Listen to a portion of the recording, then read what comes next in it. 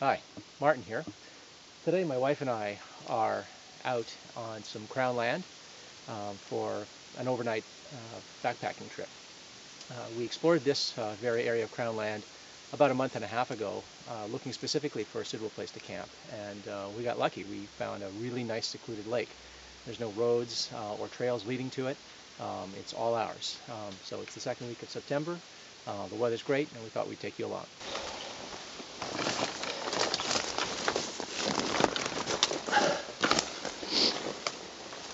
Oh, this is slow going. Really makes you appreciate trails. What's that? I don't know what you're saying. I was just saying this is slow going. It really makes you appreciate being able to walk on trails when they're there. Yeah.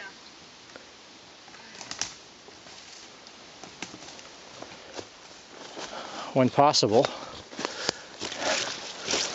we try to stick to high ground whenever we plot a course through Crown land like this. There are no trails and things get very, very dense and tangled. If you stick to high ground, you encounter more hardwood forest, and the going is a lot easier. Every time you go downhill, you end up in a bog or a dense tangle of conifers, and it's a lot slower. This is actually pretty fast moving here because there's a nice mix here of hardwood and softwood. It's nice and clear. There tend to be a few more game trails up here as well, which is what we're on right now. It's a nice, clean game trail. So we're just taking a break right now, cooling off. And I thought I would mention how it is that we navigate when we're out here. I don't use a topographic map and compass when I'm out here on a short hike like this.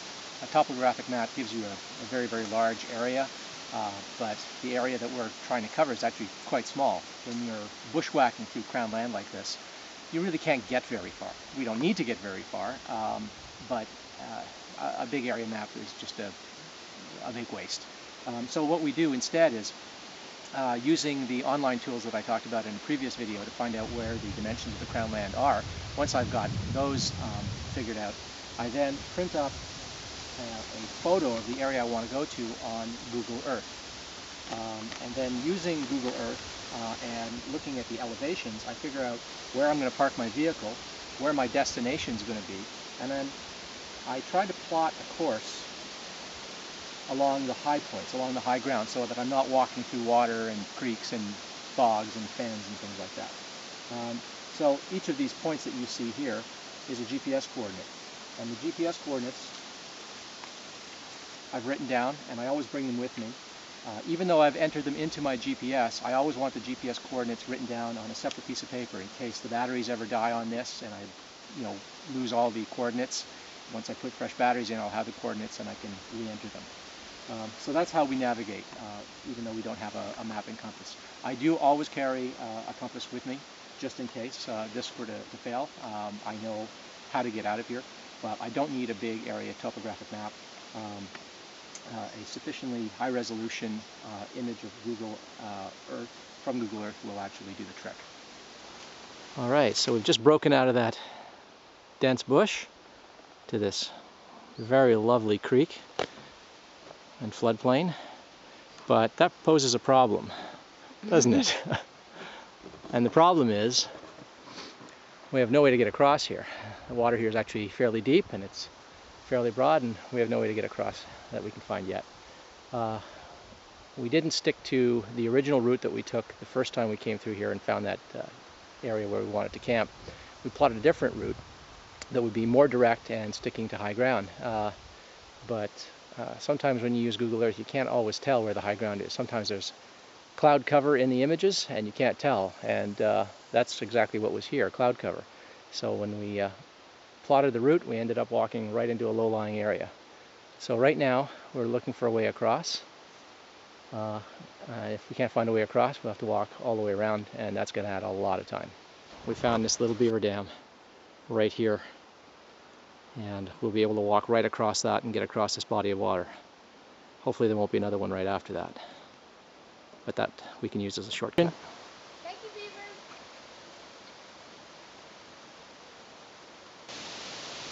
So we happened upon a trail. Cuts right across our path. That's not uncommon when you're walking on Crown land. It's actually quite common that you'll come across an old logging road, an ATV trail, a very well-used hunting trail. Sometimes they're just game trails that people have started walking along and broaden. But in this case, it's an actual foot trail, but it cuts right across our path. It doesn't seem to be taking us in the direction that we want to go. Whenever possible, if you find a trail, take the trail. It's a lot faster, a lot easier going than cutting through bush. But in this case, we're going to have to just walk across.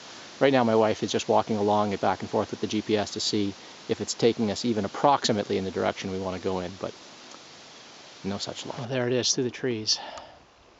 The lake. Our lake. Our secret lake. Happy? We have arrived.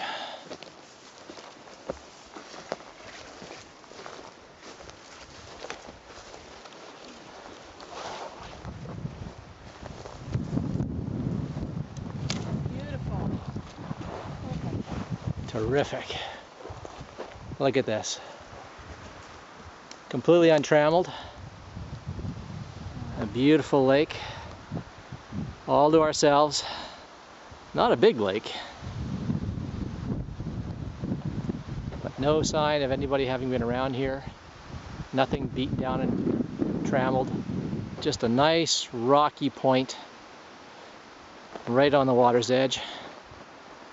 Might even be able to dive off this. I'll have to try that once we test out how deep it is.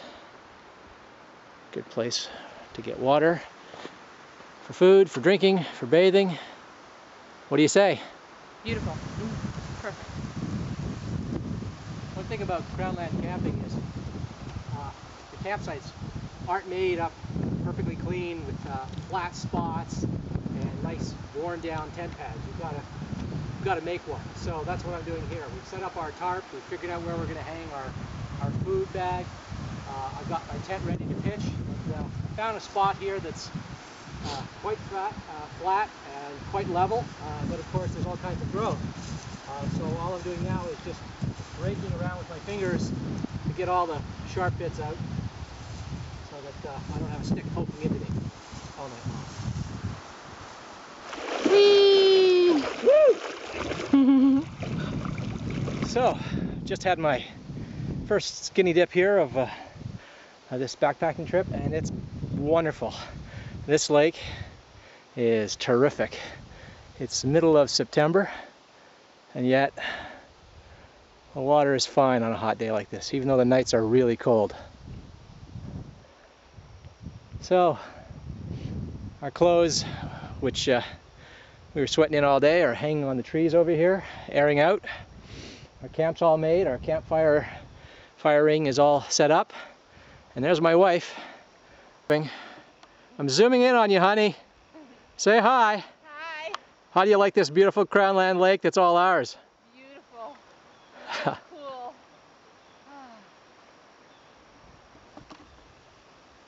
So this is what a Crown land campsite looks like.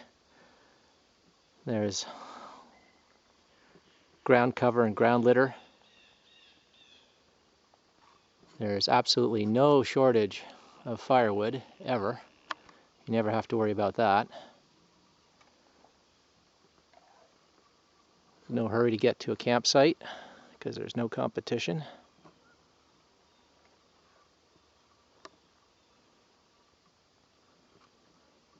Our tent here is sitting on some nice vegetation. So we have a nice natural pillow under there of vegetation.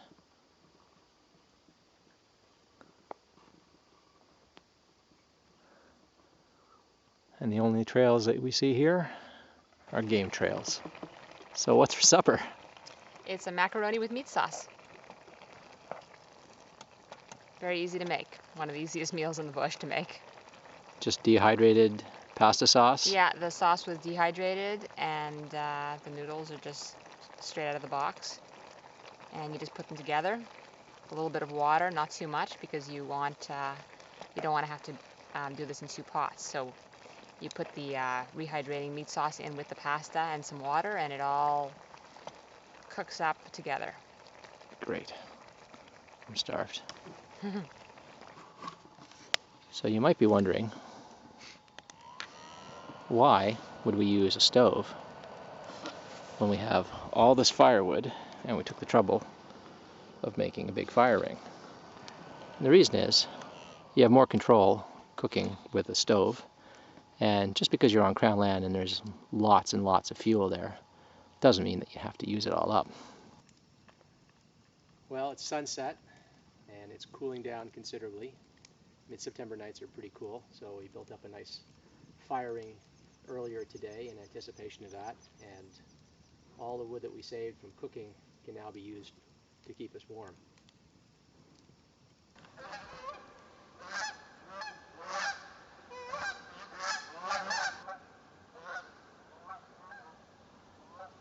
It's morning, September 12th, and the Canada geese are on their way south.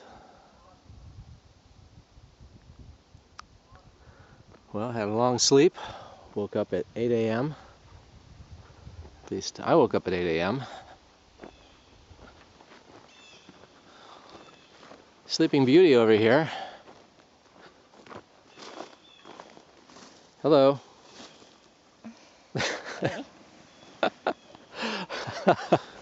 Good morning, Sleeping Beauty. Say good morning. Good morning. Did you sleep well? Yes, perfectly. You're the only person I know who has a hard time falling asleep every night at home. And every time we go out into the bush, you fall asleep instantly the first night, every time.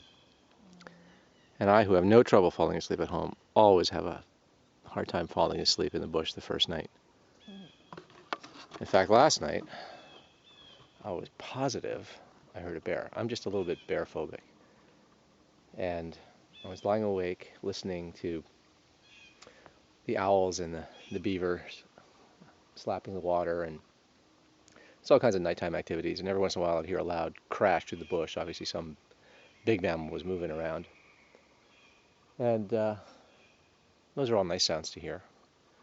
And then I heard this weird sound very close to the tent, to the foot of the tent. I heard a sniffing sound. Soft at first, louder and louder, and it started going around the tent. So I thought, oh dear, a bear has crept into our camp and is sniffing around the tent. I don't like that. So after that I had a hard time falling asleep. At one point I got so anxious I woke Alana up, who was sleeping through all of this, and I had to grab my can of bear spray, which I always keep on me, and my fixed blade mower knife, and hopped out with my headlamp on, looking around to see if there was anything there. And of course there was nothing there. Blew my whistle a couple of times to scare it off. Blew my whistle a couple of times in the tent, actually, before I crawled out. And the noise stopped after that, so whatever it was, that scared it off. And it was probably not a bear, it was probably just a skunk or a raccoon or something. But every little noise at night sounds really loud, especially when it's close to your tent. So I had a rougher sleep because I had a hard time falling asleep after that. But eventually fatigue overtook me and I didn't even care if there was a bear. But we really don't have any reason to fear bears when we're out here. First of all, we're in black bear country. Black bear encounters are rare, and black bear attacks of any kind are really, really rare. And we keep a really clean camp. We don't leave any food or cooking smells in the camp that are unnecessary. I mean, there's always cooking and food smells in the air after you cook. There's nothing you can do about that. Bears have noses that are better than bloodhounds. So there's nothing you can do about that, but you don't want cooking smells on you. You don't want them left around in your camp in the form of food. You don't want any food in your tent. So we take all our food and our parts of our kit, like toothpaste and soap and things that are fragrant, and we put those in a food bag, and we hang our food bag from a tree with a rope way, way far away from camp, a few hundred feet away from camp. so that it's inaccessible to them, at least not easily accessible to them. Bears can climb trees, and they know to chew through ropes, but there's nothing in camp that would draw them here except a little bit of curiosity and some lingering food smells in the air. And when they don't find any, they just move on. But my bear phobia kept me from falling asleep right away. So I'm still a little tired. But it was a great night. I really hate the fact that we have to pack up later today and head home. It was a beautiful night. It was nice and warm. It's actually nice and mild here today.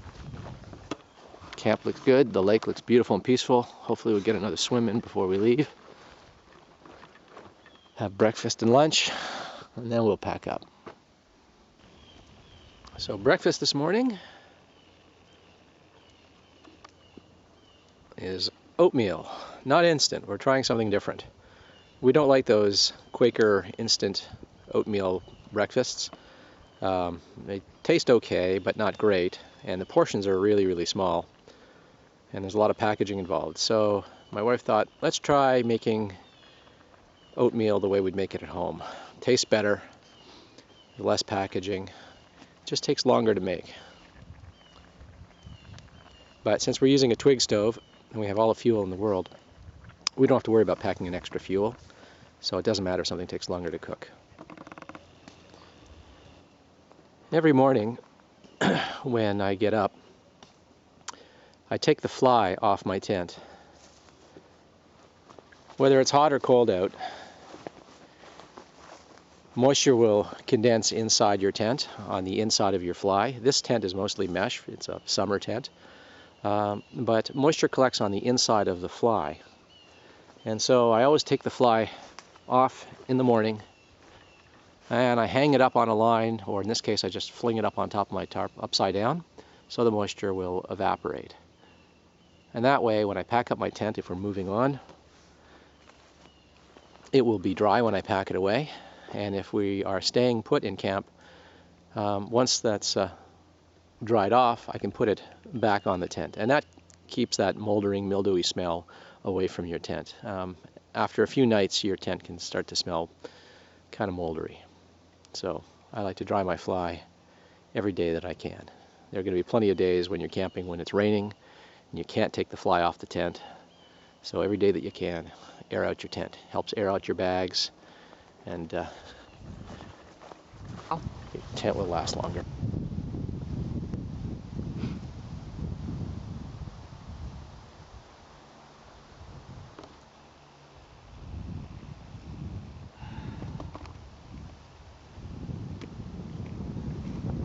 Last chore before we go, now that we're packed.